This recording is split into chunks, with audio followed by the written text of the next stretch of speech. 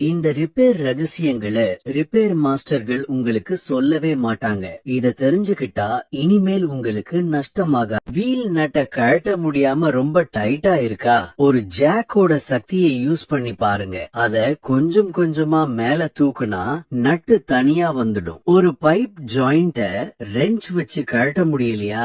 2 ரெஞ்ச அந்த ஜாயிண்ட்டுக்கு மேல குறுக்கு வாட்டுல வைங்க.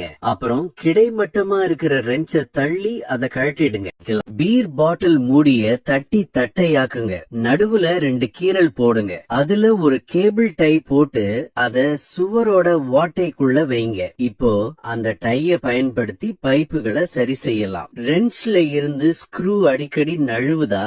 இன்னொரு ஸ்க்ரூவை ரெஞ்ச் நடுவுல வச்சு டேப் போட்டு ஒட்டிடுங்க. இப்போ ஸ்க்ரூவை இன்னும் வேகமாகவும் சுலபமாகவும் டைட் பண்ணலாம். ஒரு பிளாஸ்டிக் பாட்டில் மூடியில செவ்வக வடிவில் ஒரு ஓட்டை போடுங்க. மூடிய கழட்டிடுங்க. பாட்டில்ல 3 ஒரு பகுதியை வெட்டி அதை ஒரு பிரஷ்ல மாட்டுங்க. அப்புறம் மூடிய நல்லா திருகிடுங்க. இப்போ மேல பெயிண்ட் அடிக்கும் போது கையில ஒட்டாது. ஒரு லைட்டரை வச்சு ஸ்ப்ரிங்க சூடு பண்ணி சிவப்பாக்குங்க. அத பாட்டில் மூடியில ட்ரில் பண்ண ஓட்டைக்குள்ள வைங்க. அதை டைட் பண்ணதுக்கு அப்புறம் மூடிய கழட்டிடுங்க. அப்புறம் ஒரு வாஷர், அதுக்கப்புறம் ஸ்ப்ரிங் இருக்கிற அந்த மூடி, ஒரு ரப்பர் பேட், இதையெல்லாம் ட்ரில் பிட்ல மாட்டுங்க. அப்புறம் பாட்டில்ல பாதி பகுதியை திருகுங்க. இப்படி செஞ்சா சீலிங்ல ட்ரில் பண்ணும்போது தூசி எல்லாம் உள்ள சேகரிச்சுக்கலாம். ஒரு பலூனோட ஒரு பகுதியை வெட்டுங்க. அத ஒரு குட்டி வளையம் மாதிரி திருகி பைப் ஜாயிண்ட்ல வைங்க. இப்போ இது ஒரு வாட்டர் ப்ரூஃப் சீலிங் ரிங் மாதிரி வேலை செய்யும். ஒரு பெரிய பாட்டில் மூடிய ஸ்க்ரூ போட்டு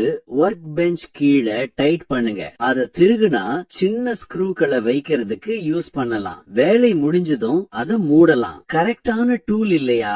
வீடியோல இருக்கிற மாதிரி பண்ணுங்க. ஒரு ரெஞ்ச் வச்சு ஆணிய வெளியில எடுங்க. திருகு இருக்கிற ஒரு பைப் ஜாயிண்ட் உடைஞ்சு போச்சா?